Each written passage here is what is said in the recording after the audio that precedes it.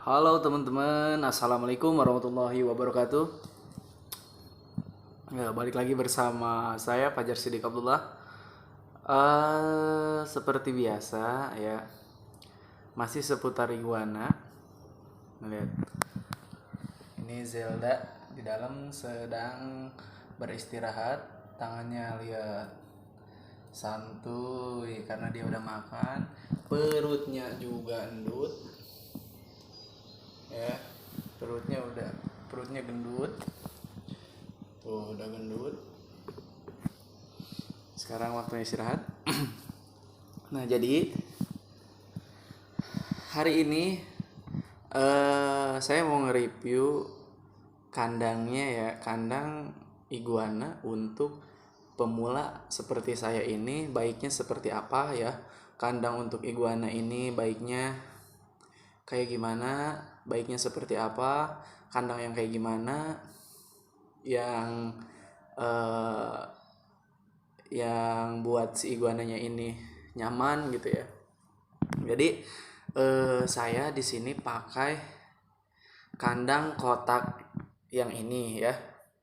Kandang kotak besi yang jerujinya kecil, teman-teman. Kalau biasa sih ini dipakai untuk kandang eh, lovebird ya, burung lovebird biasa dipakai buat eh, breed, buat ternak gitu. Untuk ukurannya segimana, berapa sentimeter. Jadi kalau ukuran ini, ukuran kandang ikuti apa namanya, ikuti dari panjangnya si iguana.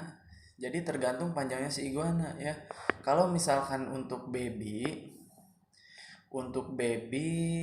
kalau baby panjang, perkiraan ya kurang lebih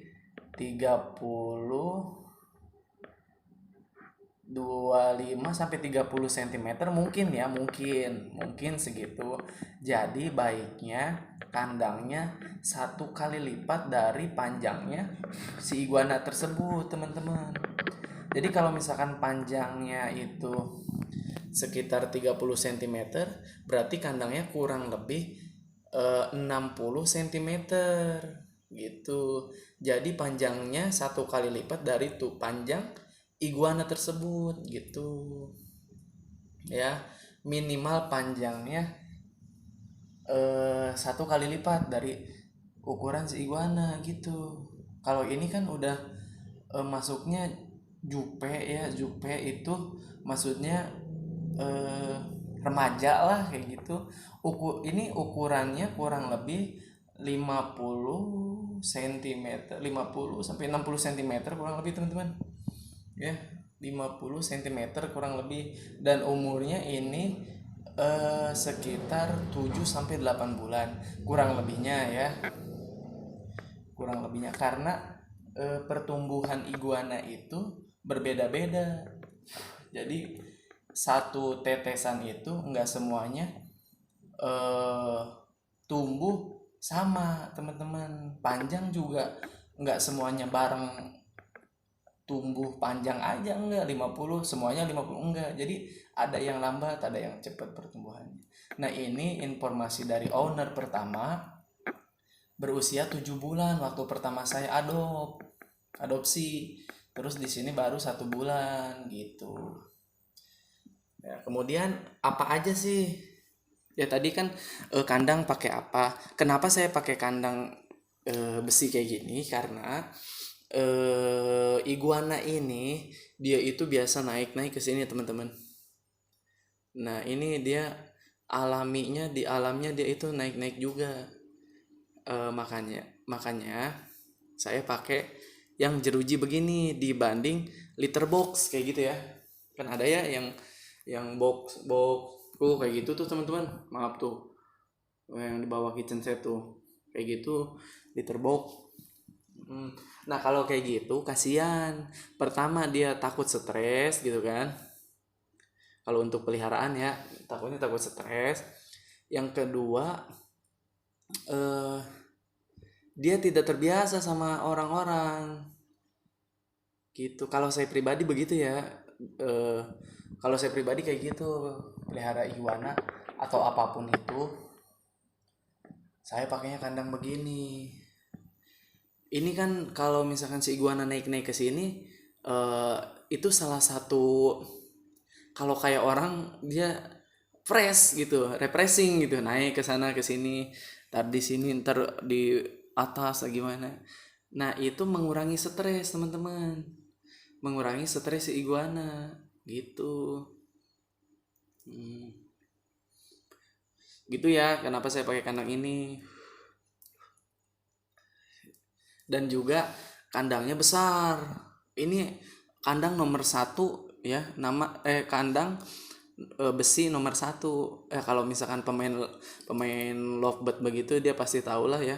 Ukurannya kurang lebih berapa ini ya, 80 cm mungkin, teman-teman. 80 cm ya kurang lebih. Emang ini paling besar, teman-teman. Nomor satu ini ukurannya. Kalau pemain lovebird pasti tahu lah ya ukurannya. Ini ukuran paling besar, teman-teman. Ini di saya udah hampir 3 tahun ini, teman-teman, kandang. Alasnya juga udah hilang, udah patah. Saya pakai alas ini, teman-teman. Oh ya, alasnya nih pakai karpet bayi. Jadi kan ini sifatnya ini ya, dia tidak tidak apa namanya, tidak menyerap tuh, jadi bisa dicuci gitu maksudnya. Gitu ya. Nah, terus ada apa aja, ada tempat minum, dikasih yang bak agak besar, takut dia mau berendam ya, kalau enggak dia kegerahan atau dehidrasi dia bisa menyelam ke situ. Nah, terus ada wadah makan, wadah makannya piring di dapur. Ya, piring dapur, kemudian ada air minum, teman-teman. Ini juga sama ya, air bersih. Kalau saya biasa dikasih air matang, teman-teman. Mau itu kalian naher dulu, naher teh apa namanya, dimatangin ke kompor gitu kan, air mentah terus dimatangin boleh begitu. Kalau nggak pakai air aqua yang goceng gitu ya, jangan air mentah, kasihan.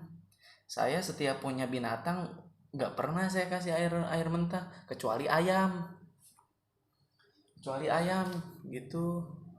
Kalau misalkan mamalia seperti ini, iguana, kucing, terus musang, ya seperti itulah peliharaan di dalam rumah gitu.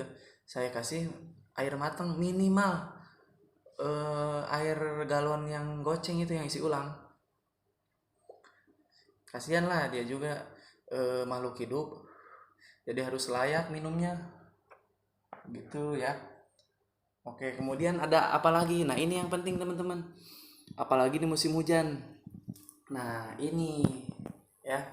Ini adalah lampu eh, UVB. Apa tuh ya namanya? Pokoknya mah lampu reptil. Ini belinya di mana? Di online juga banyak, teman-teman. Kemudian di pet shop eh, ada yang jualan juga, ada yang enggak, karena pet shop kebanyakan kan untuk kucing seperti itu. Jadi ada beberapa pet shop yang menjual juga, tapi kebanyakan di online. Karena saya juga dapat di online. Karena di pet shop sendiri di sini tidak ada yang menjual seperti ini, lampu seperti ini. Ya, kalau untuk berapa watt saya nggak tahu, ini lupa belinya. Oh, ada 200, oh 50 watt. Ya, 50 watt. 50 watt. Jadi standar lah menurut saya kalau untuk 50 watt. Kalau ukuran kandangnya besar ya. Jadi ini juga jaraknya jauh ke atas, sekitar 40 cm, 30 sampai 40 cm ke atas ini. Tuh ya, jauh juga kan.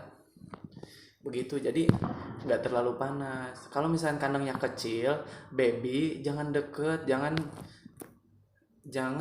kalau bisa yang 25 watt ada gitu. Kalau ini kebetulan saya kandangnya besar ya, jadi jaraknya jauh, jadi 50 watt ini udah cukup.